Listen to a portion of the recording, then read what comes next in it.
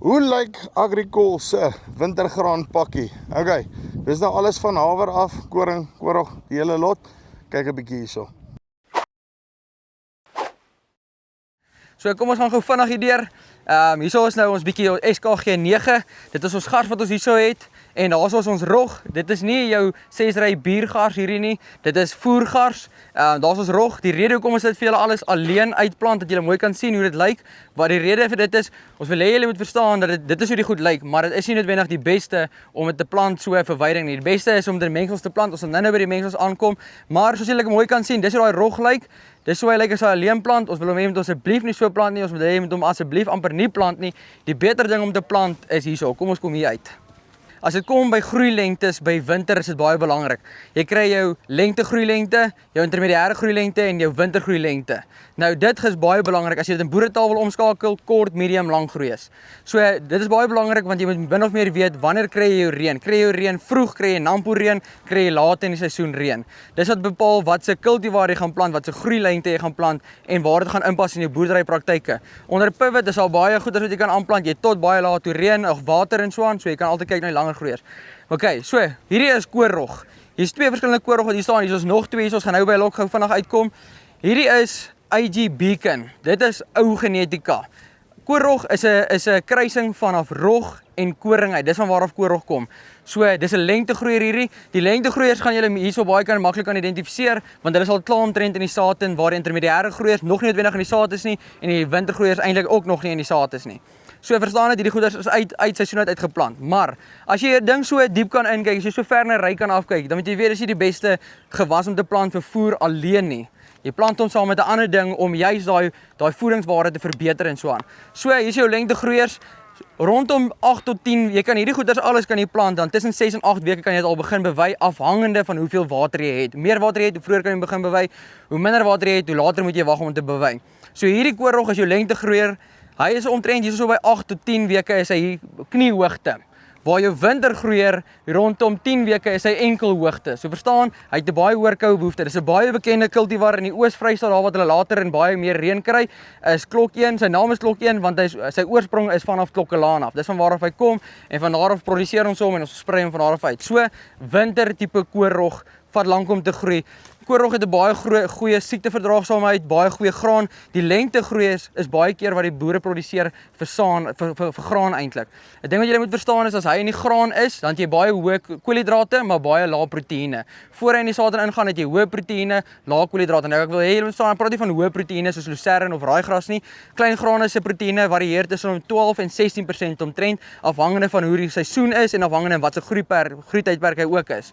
So dit is nou jou lengte koorrog, ou genetika en dan kom ons na hierdie twee toe. Dis jou nuwe genetika, IG Bentley, IG Marcel. IG Marcel kom van 'n persoon af wat my mede-kollega is. Sy naam is Marcel. Ons het hom geteel en ons het hom daai naam gegee. Ons het eintlik gedink dit gaan die Rolls-Royce van koorrog wees vir Agricol, maar ongelukkig is hy nie. IG Bentley is die beter kultivar. So as jy nie IG Bentley kan kry nie, dan gaan jy net maar met IG Marcel moet gaan, maar IG Bentley is jou definitief jou beter koorrog, lengte tipe koorrog. Verstaan jy? Dis lengte tipe koorrog. Agricol is 'n maatskappy wat ons wil regtig waar elke liewe behoefte wat 'n boer het rondom saad wil ons vir hom kan verskaf. So ons is die enigste maatskappy met lengtegroeiers, intermediêre groeiers en wintergroeiers op al die klein grane wat daar is. Soos hierdie is 'n baie goeie voorbeeld. Hier's 'n wintergroeier van stoelrog. Hier is nou stoelrog wat hierso staan, Echo. Dit is die klein graan met die heel hoogste riproteïene van almal wat hierso staan. Soos ek gesê het, dit varieer tussen 12 en 16% waar Echo waarskynlik tot 18 en 19% kan gaan en waar hy gemiddeld rondom 16% is. So hy het 'n baie goeie riproteïene. Daai is die enigste lengtegroeier stoelrog in Suid-Afrika, LS35. Soos julle kan sien, boere is baie geneig om vir stoelrog eerder te gaan. Hoër koue behoefte, onder druk onkruid ook beter juis omdat hy stoel en so aan, maar daar's dus jou lengte tipe groeier en hier is jou winter tipe groeier. So verstaan, afhangende van wat terrein jy het, waar hy inpas in jou pakket in. By weidings is hierdie seker die twee kultivars of die twee produkte wat Agricol die heel meeste verkoop, rakende mengselweidings en so aan. AgriLife 2 net so baie, maar hierso rondom met die hawers en so aan is hierdie twee baie bekend.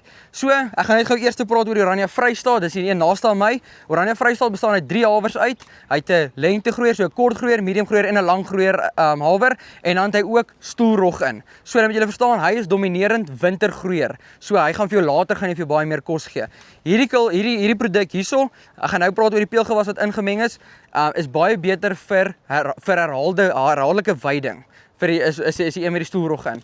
En hy hanteer ook koue baie beter as die een met die koorrog in. As ons kom nou by die Oranje rivier, hy het ook jou 3 tipe hawers in, kort, medium, lang hawer, en dan het hy 'n koorrog in met 'n lengte koorrog is, so hy is dominerend 'n kort groeie seisoen.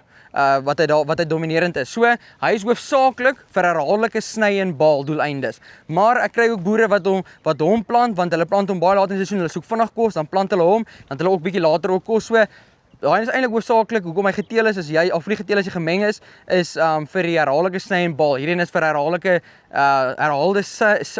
weiding, ekskuus. Dan het ons die Namooi wat ook hier in is, of Timooi. Dis nou 'n tipe wieke wat dit is. Jy kry nou die 2 tipe wiekes waarvan hy nou gepraat het, die soetdarige wieke. Dis jou weiwieke, dis een wat beter hergroei het, en dan Timooi is 'n mengsel tussen soetwieke en gewone wieke. Soetwieke is die een wat herhaaldelike weiding wat hergroei het, en dan die Namooi, ekskuus, en dan die Timok wat nie sulke goeie hergroei het nie, maar hy's baie sterker uit die blokke uit as Namooi wat daar is, maar Namooi het die een wat beter hergroei het. So Timooi is 'n mengsel tussen die een wat hergroei het en die een wat net beter uit die blokke uit is. Dis hoekom nie die mengsel is. So as ons gou kyk na mengsels, dis wat 'n belangrike punt is om by te kom. Is afhangende van wat jou doel is wat jy het as jy nou mengsels plant of as jy weiding plant. Baie boere plant raaigras en dit sal juist wees vir hoë proteïen inhoud en so aan wat hulle hom voor het, maar dan wil hulle hom meng met haver. Ek gaan vir jou sê dit is nie eintlik die wyse opsie om voor te gaan nie. Hoekom? Want die raaigras het bitter hoë proteïene, sodra jy hom meng met haver, dan daal jou proteïene in die hek in. So dit is eintlik nie die wyse opsie nie. Die ding wat ons wil doen is ons wil 'n haver plant en ons wil van daar of as 'n boer 'n haver plant, ons wil sy mengsel opbou. Die rede hoekom ons peulgewasse insit, daar's 3 redes. Die 3 hoofredes is om verteerbaarheid te verbeter, om proteïeninhoud te verbeter en om stikstof terug te min in die grond in. So ons wil juist as ons mengsels het of ons boere haver plant, wil ons die mengsels opbou vir verbetering. Ons wil nie 'n ding soos 'n raaigras vat en die ek wil amper sê die kwaliteit van dit wat geplant word afbring nie. Ons wil juist 'n ding opbou in plaas van dat ons dit afbreek. So dis hoekom ons mengsels het, herhaaldelike weiding, herhaaldelike groei. So ek gaan nou sommer so al 3 hawers in geheel hanteer. Daarso is ons kortste hawers, dis jou lengtegroeiers.